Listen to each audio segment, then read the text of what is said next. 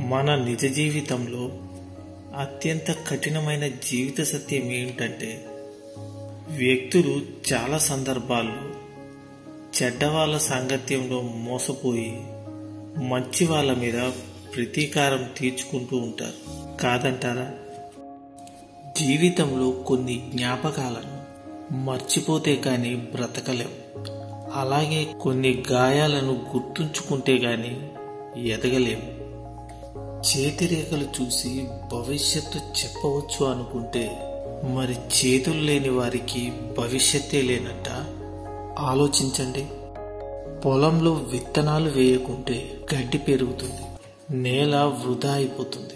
అలాగే మనసులో మంచి ఆలోచనలకు చోటు ఇవ్వకుంటే చెడు ఆలోచనలు వృద్ధి చెందుతాయి, జీవితం కూడా వృధా అవుతుంది.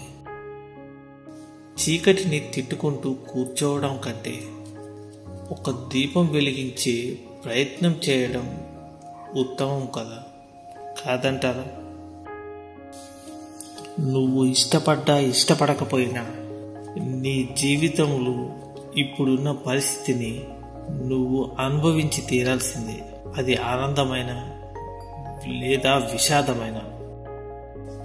నీ దగ్గర ఉన్నదంతా ఇచ్చేసినా ఇంకా సరిపోలేదు, ఇంకా కావాలి అంటున్నారంటే నువ్వు సహాయం చేసే వ్యక్తి సరైన వాడు కాదని అర్థం.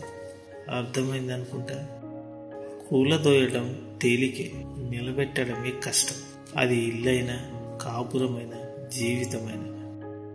నీకు మర్యాద దొరకని చోట నీ కాలి చెప్పులను కూడా అక్కడ వదలకు. మిమ్మల్ని నమ్మిన వారికి ఎప్పుడూ అబద్ధం చెప్పకండి. ఎందుకంటే మీరేం చెప్పినా వాళ్ళు నిజమని నమ్ముతారు కాబట్టి. ఇతరుల కష్టాలను తీర్చే స్తోమత నీకు లేకున్నా ఇతరులకు ధైర్యం చెప్పే మనసు ఉంటే చాలు. కష్టాల్లో ఉన్న వారికి నిజంగా నువ్వు భగవంతుడివే అవుతావు. ప్రయత్నించి చూడు. ప్రయత్నించకుండా చిన్న గెలుపు కూడా సాధ్యం కాదు. అదే ప్రయత్నిస్తే గెలుపు ఎప్పుడు అసాధ్యం కాదు. సహనం లేనివాడు ఎప్పటికీ విజయం సాధించలేడు. బ్రతకడం కోసం రాజీ పడటం కన్నా మనకు నచ్చేలా బ్రతకడం కోసం యుద్ధం చేయడమే ఉత్తమం. తెలివైన వారు తమ మనసును తాము ఎప్పుడూ అనుసరిస్తారు. ఎందుకంటే మనసు ఎప్పుడు ఎవరిని మోసం చేయదు కాబట్టి. అవసరం ఉన్నా లేకున్నా ఎప్పుడూ ఒకేలా ఉండు. నటించే బంధాలు ఎప్పటికీ శాశ్వతం కాదు. చెడ్డవారితో బలమైన స్నేహాన్ని కలిగి ఉండటం కంటే మంచివారితో చిన్న పరిచయం ఉన్నా చాలు. అది ఒక మంచి అనుభవాన్ని మిగిలిస్తుంది.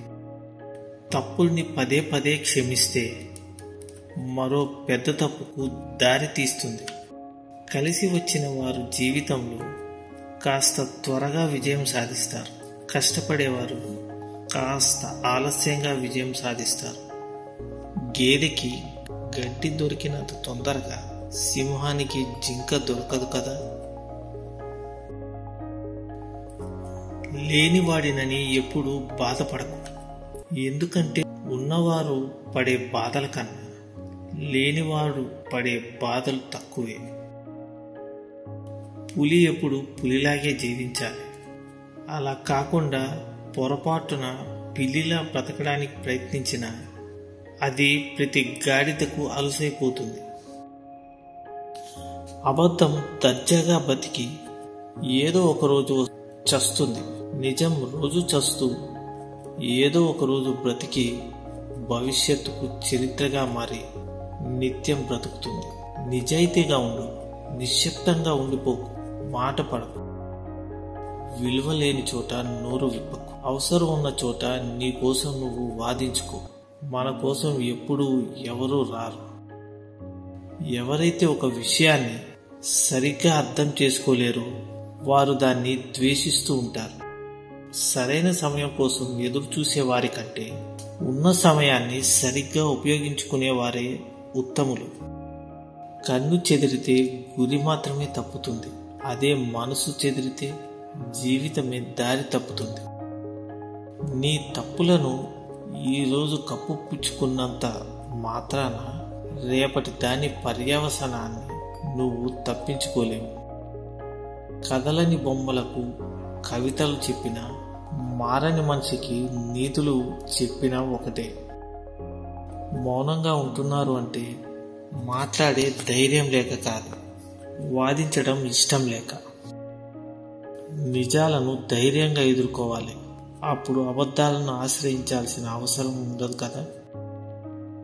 మానవ సంబంధాల్లో తరచూ జరిగే పొరపాట్లు ఏంటంటే, ఎదుటివారు చెప్పేది సగమే వినడం, అందులో సగం అర్థం చేసుకోవడం, అసలు ఏమీ ఆలోచించకుండా 10 రెట్లు స్పందించడం. తుడుచుకుంటే కన్నీళ్లు చెదిరిపోతాయేమో కానీ ఆ కన్నీటికి కారణమైన జ్ఞాపకాలు మాత్రం ఎప్పటికీ చెరిగిపోవు. హింస అంటే శారీరకమైనది కాదు. మాటలతో ఎదుటి వారిని బాధ పెట్టినా అది హింసే అవుతుంది. ఎదుటి వ్యక్తి నీపై నేరుగా గిరిచే ధైర్యం లేనప్పుడు నీ వ్యక్తిత్వాన్ని విమర్శించక మొదలు పెడతాడు. ప్రతిరోజు జుట్టును సరిచేసుకున్నట్లే హృదయాన్ని కూడా సరిచేసుకోవడం అలవాటు చేసుకోవాలి. నీకు విలువ లేని చోట నీ నిజం ఎప్పుడూ గెలవదు. నీకు నువ్వు నిలదొక్కున్న చోట నీ అబద్ధం సైతం చిందులేస్తుంది.